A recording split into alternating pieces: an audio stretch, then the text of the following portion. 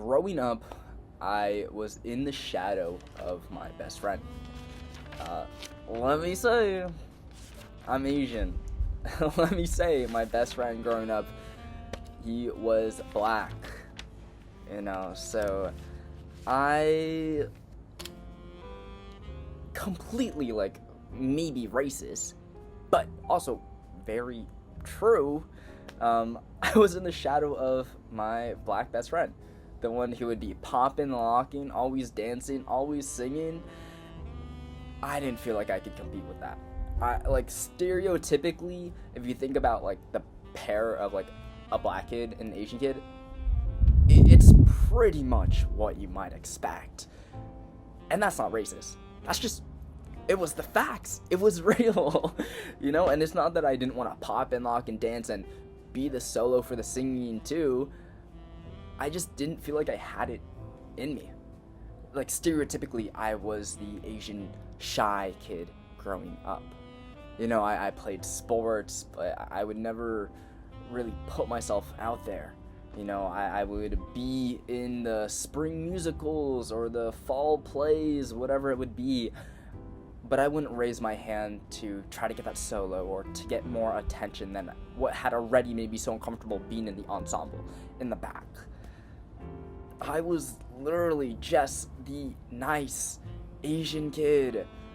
Growing up, I, of course, had crushes.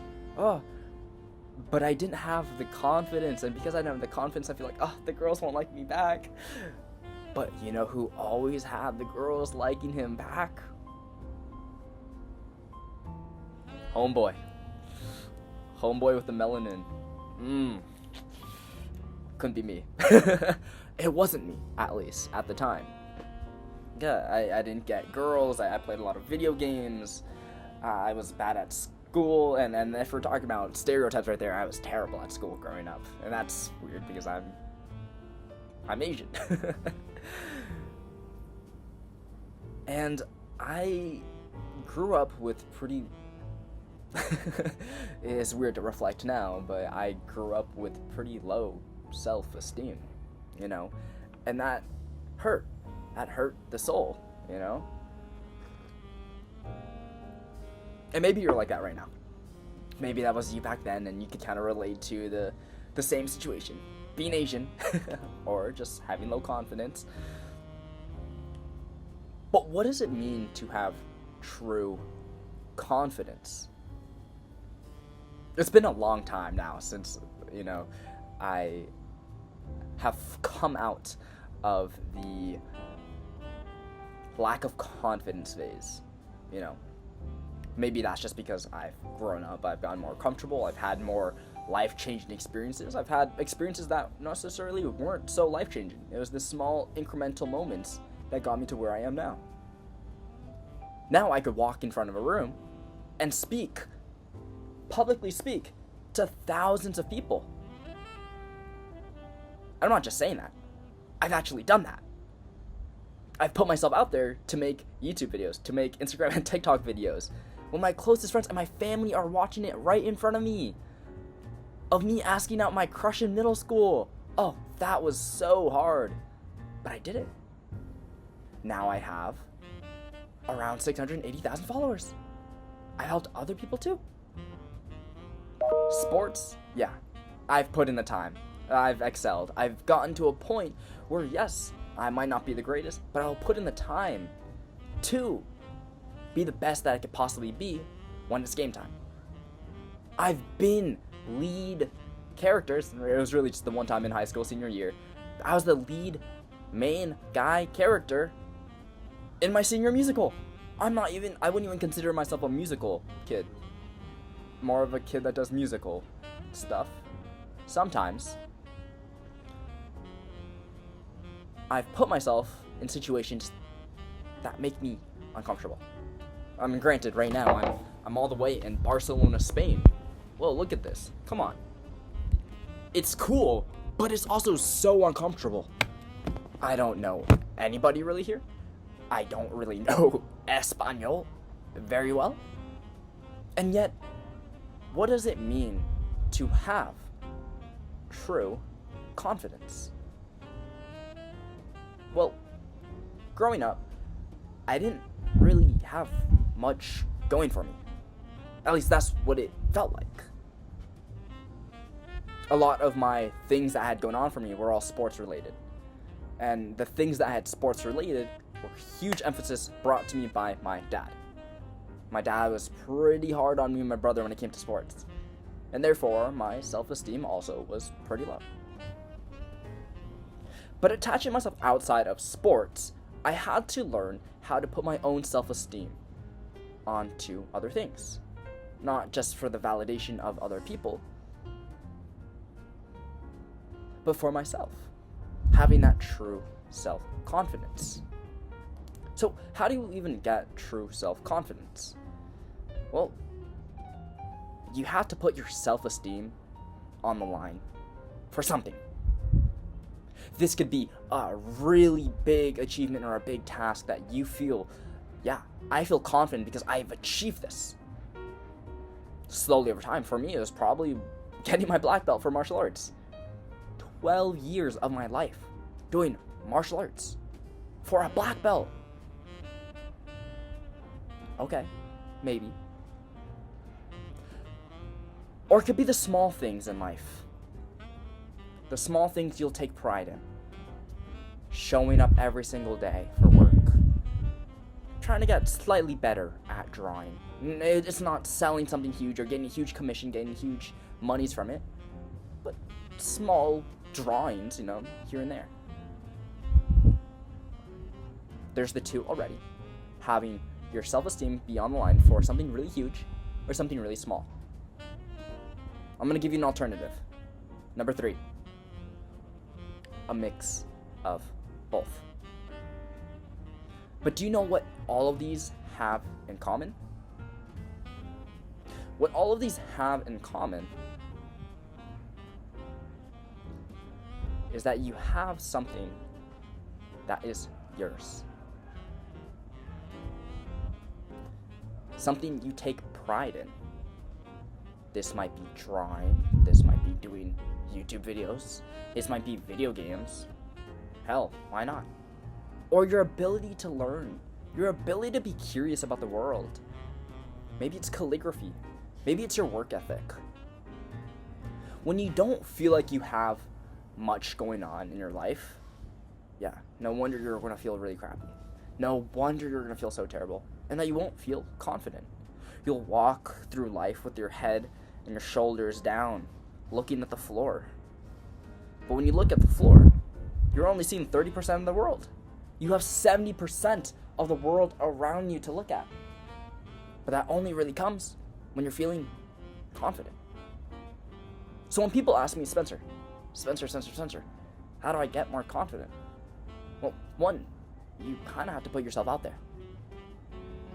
It could be a small step every single day.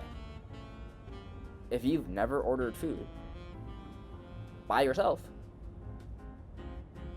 call the pizza guy. Call for pizza.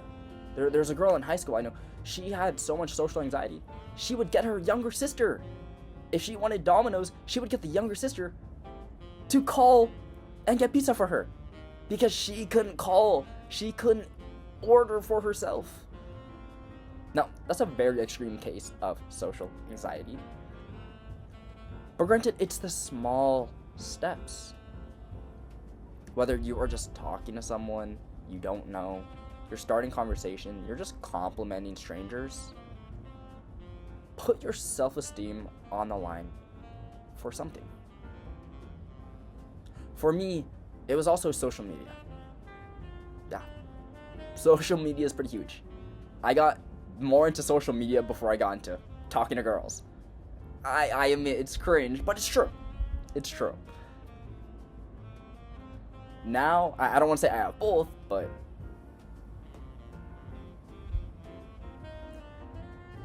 it was the slow burner. Of course, I had the high goals. I want to hit 10,000 followers on Instagram. Sure, I eventually got there. But are you going to wait until, at least for me, was I really going to wait until I get to 10,000 followers before I start feeling confident? Well, first, shouldn't we get to 1 follower? Maybe 5, 10? maybe even 100 followers before we could get to the 10,000. Talking about goals and setting goals, you could set goals that are exponentially huge. The amount of money you make, the power, the status, the wealth, the relationships. But before you get to all of that up here, you need to start down here. And it's the small steps that get you there. Building confidence is kind of like pressure and force. Pause, okay, maybe not like in a rapey way, but more of if you are, say, leveraging something, you have 2 planks of wood bolted by a nail, and you get a crowbar and you're slowly leveraging it. It's not that first little movement that's going to really get those boards apart. It's the pressure, the slow, hard, continuous pressure that with just enough force, just enough leverage, it just snaps. Just like that. It might not feel great at first. But you do it enough times, you show up, you try your best, and eventually it will hit. Eventually you will break. And not in the side of like, boo-hoo, but more in the break of you break who you were then, and you become this new person. Rather than feeling really sorry for yourself and hating yourself, take the time to see, how can I feel better about myself? Coming from someone who doesn't do a lot of drinking, doesn't do a lot of smoking, maybe not indulging that. Maybe it could be a little bit. But understand where that's coming from too. When you have nothing going for yourself, yeah, pretty easy for you to go down the drain and have low confidence. I think this also goes into purpose. Having an emotionally compelling reason to do anything. If you're playing sports, are you doing it for fun? Or are you doing it because you're trying to win? If you're playing music, are you doing it for fun? Or are you trying to get better because you're trying to learn a really advanced song? Whatever it may be, you also need to think about that. Well, why are you doing it in the first place? Why are you going to school? Why are you working this job? Why are you reading this book? Why are you watching this video? Understanding the emotions and the reasons behind everything you do kind of gives insights to what your subconscious is telling you who it wants to become. For me, I had a draw towards social media. I had asked myself, okay, but why? Was it because I want the external validation? Partially at first, yeah. But it was also because I wanted to create. I wanted to be a creative. I wanted to stop consuming so much and start creating. Posting outwards rather than taking within. Even for my own mental health. And so that's what I started to put my self-esteem on the line of. Sports too. Yeah. You know, it took a while to get over my dad's voice. I love being competitive. I mean, I don't feel like I'm really ever going to take it so serious where I feel like I need to absolutely win and I'll put others down for it. I mean, like, yeah. But it depends on the context. For an intramural soccer game in college, if it's an all-guys team and we're playing an all-girls team, yeah, we don't need to go destroying the girls. Pause. True story. Yeah, I had a teammate in my intramural soccer team just destroy these girls. Pause. But in soccer, he would just score goal after goal after goal. We're looking at the scoreboard of it being 15-2. It didn't need to be that deep. But I also took pride in that too, for myself. This is a value, this is a belief that I believe in, that I could feel good and get behind. So we've talked about a lot of different things. We've talked about knowing how to build up your confidence, whether you are setting big goals for yourself, small goals for yourself, mixture of both, having an emotionally compelling reason and a purpose to do anything, and to understand what that calling's for, and to put your self-esteem on the line for something you can actually be proud of. If you don't have anything to be proud of, try some random things. Things you've always felt like you've wanted to do, but are too afraid to do it. It's scary. But the latter is you never feel good about yourself. The latter is you never go up to talk to that pretty girl. Hell, even just that girl. The cost is also you might not ever get that job you want or that promotion you want. You don't actually get to voice your own thoughts and opinions when people are asking you, hey, what do you want to eat? Just whatever. Knowing secretly deep down, you just want to eat tofu. I don't know.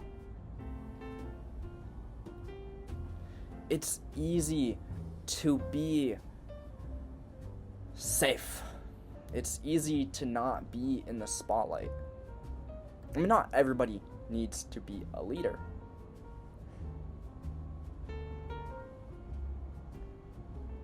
But if you want more, shouldn't you at least try? Who cares what other people are going to think? People are going to dislike you regardless. Whether you are yourself completely or you are this facade, you are this character that you feel like people want you to be. Because either way, let me tell you, they're both going to dislike whatever version of you. There's always going to be some person who has this vendetta against you or doesn't actually like you, doesn't actually really care about you. So if that's the case, rather than being disliked for someone you don't actually want to be, wouldn't you rather be disliked then wouldn't you rather be disliked for someone you actually are, someone you want to be? And that's another thing, learning to be okay with being disliked. Mark Manson has this whole book, The Subtle Art of Not Giving a F. I hated that book. I read that book maybe in freshman year of high school, going into high school. I hated that book because I felt called out. It takes a lot of courage to be disliked. And you can't please everybody. You can. From someone who's done that a lot in their life back then, it's so exhausting. It's so tiring.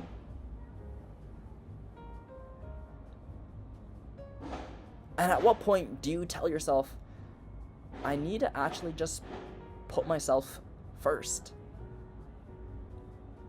I need to step away from that hard situation. If you want to know how to step away from a hard situation, I have other videos about that. Peep my channel.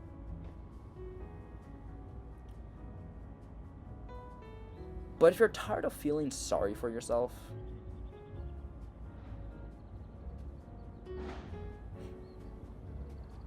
take that time to reflect. Maybe you need to change your whole life, the lifestyle, your intake of media. While it might feel safe and comfortable, it's also what has gotten you to where you are now. Not just physiologically, but mentally and spiritually. Everything you've been doing recently, you being sedentary, you not going out to the gym or at least walking, you not being creative, you not being athletic, you not being competitive.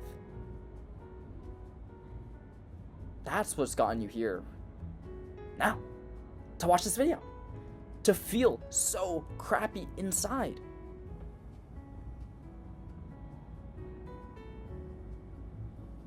So, don't end up... Whoa, what happened? Computer turned off. So, don't just be the nice Asian kid. You could be. But I think there's more to you than just being nice. Just being kind. Have niche interests. Things that you like to do. Reading comic books. Playing that obscure sport, pickleball. Sewing. I don't know. Do things because you love it. Not because there's this huge expectation and standard against you. Now, I'm saying that with a lot of privilege, coming from a family who is pretty supportive. But you need to ask yourself, what matters to you? What do you actually care about? Doing things for this goal. If you don't know what your goal is, sit with it. Put down the technology. Take out the AirPods. Go on a walk. Talk to yourself out loud. Why do I feel so crappy? What am I unhappy about? If you're feeling depressed, you're feeling anxious, I'm going to say, hot take, that's a good thing. Yeah. You're feeling depressed, you're feeling anxious, that's your body physically telling you something is wrong and I don't like it here. So then talk to yourself. 2 a.m., afternoon, 8 in the morning. Go for a walk. Talk to yourself out loud. Why am I feeling so crappy? What do I wish is different about my life? Start the conversation. I don't like my looks. I don't like my fashion. I don't like that I can't get bitches. I don't like that I don't have a job, that I can't make money. Okay. That's step one. That's the self-awareness. The next step is, think about what are you going to do to change it? I'm ugly, no girls like me. Well, yeah, if you're acknowledging no girls like you because you're maybe ugly, yeah, maybe you're ugly. Not just physically and genetic-wise, but maybe it's the hairstyle. Maybe it's the fashion. Maybe it's your physique. I'm a huge fan of if you can't change it in 5 minutes, don't mention it. Meaning, if you can't change it, yeah, don't feel insecure about it. For me, it was my height. I felt so insecure about my height. I'm only 5'6". I tell people I'm 5'4", just for the jokes. Now, some people, a lot of guys, will say, "Oh, I'm 6 foot." Nah, bro, you only 5'8". I like to, for the joke, I like to dance down scale. I'm 5'6", but I actually just tell people, I'm actually 5'4". I don't care. I can't change my height. I'm not going to pretend to be something I'm not. No, okay, I get it, right? If it's your height you're worried about, if it's your pee-pee size, well, you can't really do much to change that. But if it's your muscle, if it's your skill, yeah, you could put in the reps. You could put in that pressure to eventually get to where you want to be. Look, that was a little bit of a rant about true confidence. Have that conversation with yourself on what you want to change in your life. It's okay to be unhappy with where you are. The good news is, you don't necessarily have to stay in that situation. And maybe if it's not a change in physicalness, it's in the spiritual, it's in the mental, changing your perspective on it. Now that is really hard, but that's a video for another time, or perhaps a conversation. So if you want to have a conversation, see on how you can make a difference in your life. Hey, I'm doing calls all the time with different prospects, different clients, people in different levels and different stages of their life. You can check out that link down below in the description. I have this thing called the Gentleman's Agreement. If you've watched more than 3 videos of mine, please consider subscribing. Please. It doesn't cost you anything. to watch these videos. But for me, it takes a lot of time, energy, effort. Why not support the Asian guy? I do get going to class, because I have class in like 2 minutes. But until next time, my name is Spencer, and I will see you later. Peace.